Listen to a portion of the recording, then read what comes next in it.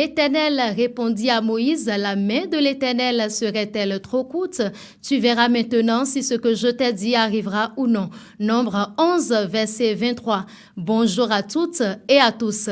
L'Agence nationale d'identification des personnes ANIP a rappelé aux populations que ce jour est la date de clôture de l'opération de modification de leurs données sur la liste électorale informatisée dans le cadre des élections générales de 2026.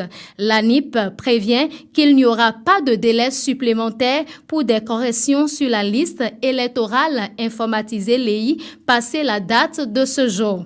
Elle a invité donc les populations désireuses de modifier leur centre de vote à se rendre dans les arrondissements avant cette date. Les Béninois encore absents sur la LEI sont appelés à se faire enrôler et déposer d'autres réclamations. L'ANIP a rassuré que ses agents sont déployés dans tous les arrondissements pour accompagner la population dans la mise à jour des numéros de téléphone, des photos, des signatures ainsi que pour l'utilisation des services publics. L'ANIP exhorte les Béninois à agir maintenant pour participer réellement aux élections générales de 2026. Restons toujours au Bénin. Ce vendredi 26 septembre 2025, le Bénin a accueilli la 16e conférence des ministres en charge de l'emploi et de la formation professionnelle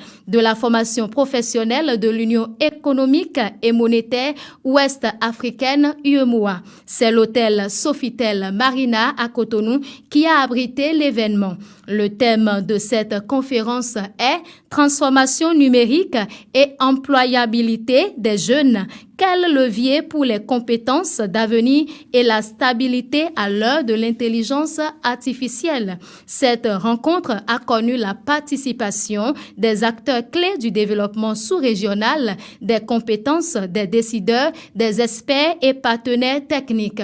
Selon Modeste Kérékou, ministre béninois des petites et moyennes entreprises et de la promotion de l'emploi, cette conférence va permettre de définir les orientations stratégiques concertées et les leviers d'action pour que les politiques d'emploi et de formation professionnelle dans l'UEMOA soient à la hauteur des défis actuels et des défis du domaine. Toujours lors de la cérémonie officielle, Mamadou Serifo Jakité, commissaire de l'UEMOA en charge du département du développement humain, a déclaré que les États sont déjà convaincus et engagés dans les efforts pour que l'intelligence artificielle et ses applications servent les économies.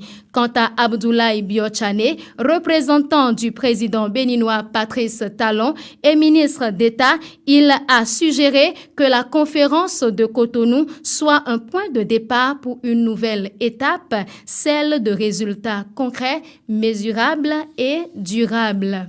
Toujours au Bénin, l'association professionnelle des sociétés de gestion et d'intermédiation de l'UEMOA, APSGI UEMOA, organise le jeudi 9 octobre 2025 à Cotonou une rencontre inédite baptisée les rendez-vous de l'APSGI UEMOA. L'événement vise à rapprocher le grand public, les investisseurs et les acteurs économiques du monde de la bourse et de l'investissement.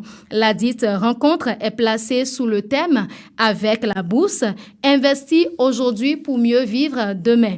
Cette édition met en lumière le rôle central du marché financier régional comme levier de diversification des revenus et de construction d'un avenir économique durable. Au menu, il y aura entre autres des stands d'échange avec les sociétés de gestion et d'intermédiation SGI et des séances interactives de questions-réponses pour le grand public.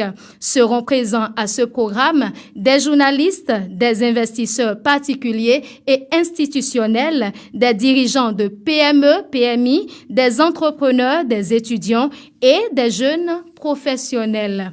Hors du Bénin, à présent, au Cameroun, 12 candidats participent à l'élection présidentielle du 12 octobre 2025. Parmi eux se trouve le président sortant Paul Biya. Il est au pouvoir depuis 1982 et brigue un 8e mandat à l'âge de 92 ans, soit 43 ans de gouvernance. Au nombre des 11 autres candidats, il y a Gaston Ateki Seta du parti de l'Alliance libérale PAL, Bello Bouba Maïgari du parti Union nationale pour la démocratie et le progrès UNDP, Issa Chiroma Bakari du Front pour le salut national du Cameroun, FSNC, Samuel Iodi Iram du Front des démocrates camerounais FDC et Patricia Hermine Tomaino Ndam Njoya de l'Union démocratique du Cameroun UDC. Revenons au Bénin pour parler sport à présent. Les Amazones U20 du Bénin poursuivent leur belle aventure. Ce vendredi 26 septembre, elles se sont qualifiées pour le 3e tour des éliminatoires de la Coupe du monde féminine U20 après leur victoire 4-3 contre la Guinée à Bamako. Déjà victorieuses 5-1 au match aller, les Béninoises ont confirmé leur supériorité avec un score cumulé de 9-4. La prochaine rencontre va se jouer en février 2026 face à la Guinée équatoriale ou à l'Égypte. C'est la fin de cette randonnée informative que je vous remercie d'avoir suivi. Abonnez-vous à nos pages YouTube, TikTok, Facebook, Instagram et X. Shalom.